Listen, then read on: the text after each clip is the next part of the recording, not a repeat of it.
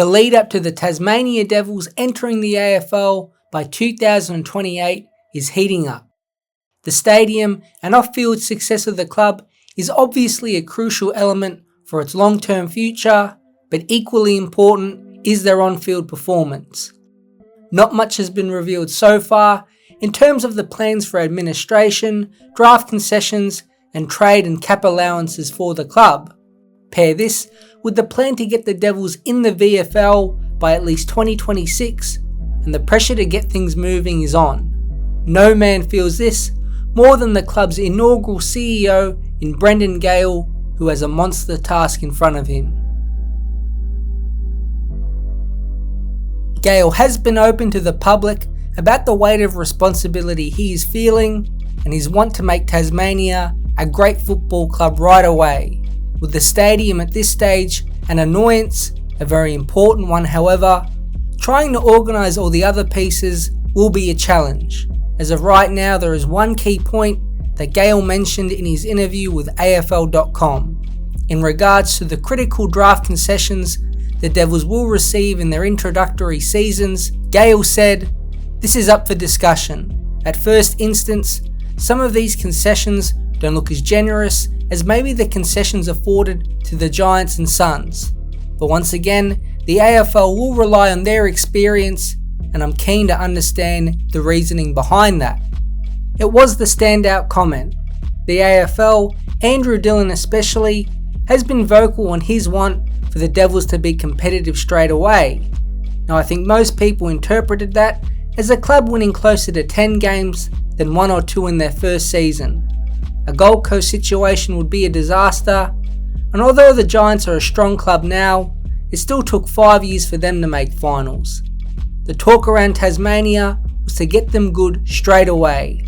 So with Gale saying concessions were not as good as the previous 2 expansion clubs, it has to raise eyebrows.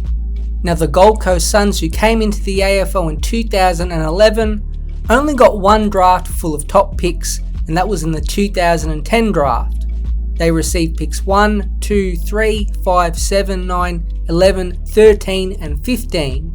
In 2009 and 2010, they also got to select a range of 17-year-olds shown here, and for their first 3 seasons, they had an extra $1 million in their salary cap.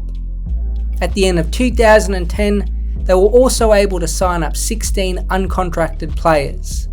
With those 17-year-olds in 2009 and 2010 that they picked up, it allowed them to compete in the VFL in 2010. But the Giants, in hindsight, got the motherlode of initial concessions. Over 3 seasons, the Giants got these top-line picks.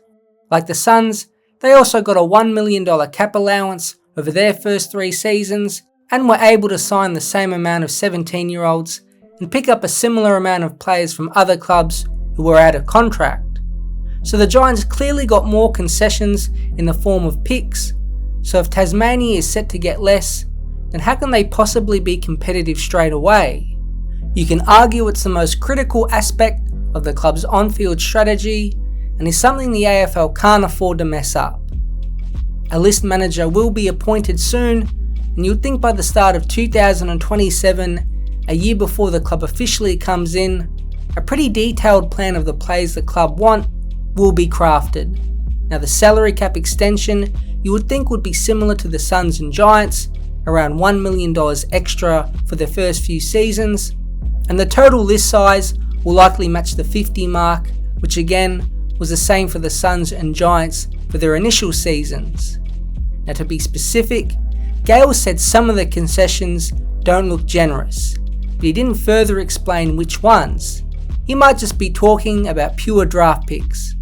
Maybe the Devils only get 3 or 4 top 10 picks for their first couple years, instead of the large amount the Giants got over 3 drafts. But there are a unique set of rules that could be applied solely to Tasmania that can offset a lack of top-line draft picks. The first of which is to do with Tasmanian youngsters. It seems inevitable that every Tasmanian should be available for the Devils to match in the draft. A big academy will be developed in association with the club, and it's likely to work the exact same way as the Northern States academies. say a player is selected at pick 5, then the Devils can simply match that bid and get access to that player if they're from Tasmania.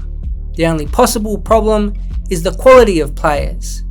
In the 2023 draft, Colby McKercher, Riley Sanders and James Leake were all first round Tasmanians taken, but going back to previous drafts, very few Tassie boys have been top level prospects.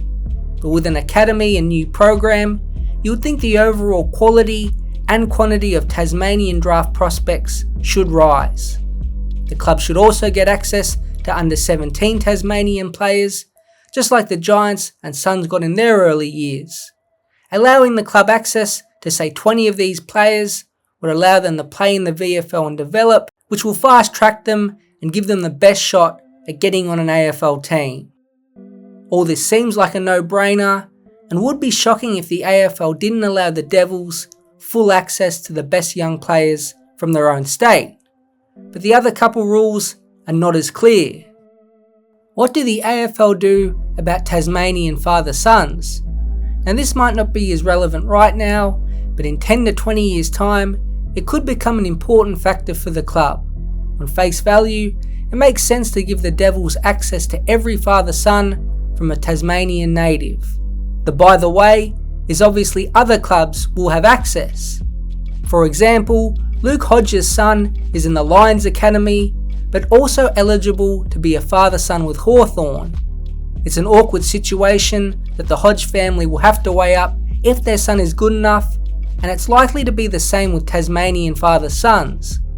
Would the AFL force players eligible to only be available to go to Tassie and not their father's club? That seems extreme, but don't rule it out completely. But again, for the foundation years, it's unlikely to have a major impact. And the final possible difference between Tassie and the Suns and Giants is picks that must be traded. The Devils will be allowed to target a specific number of out-of-contract players and free agents with special bonus pay allowances and AFL draft compensation, but for those in contract or those out of contract and not in the allocated number of out-of-contract targets, must-trade picks could be an option. These in the past have been second-round picks onwards and were last seen given to North Melbourne. These can help Tasmania fill out their list with good role players, and perhaps one or two of their first-round picks may have to be traded out for a star player or two. This is the best way to make Tasmania competitive straight away. Give them picks that must be traded so they can poach one-away players without harming the other 18 clubs too much. Now, finding a balance for all of this will be difficult. Every AFL club would have to be on board, and that in itself will be a challenge. The one fact is, time is ticking to organise the concessions for Tasmania. They need to know soon so they can get a good list manager in, and then they need to plan for who they want, how much they will pay, and so on. It's not an easy job. It's the most important on-field element for the club, and it's time for all parties to get going so everyone can plan in detail for the birth of the AFL's 19th club.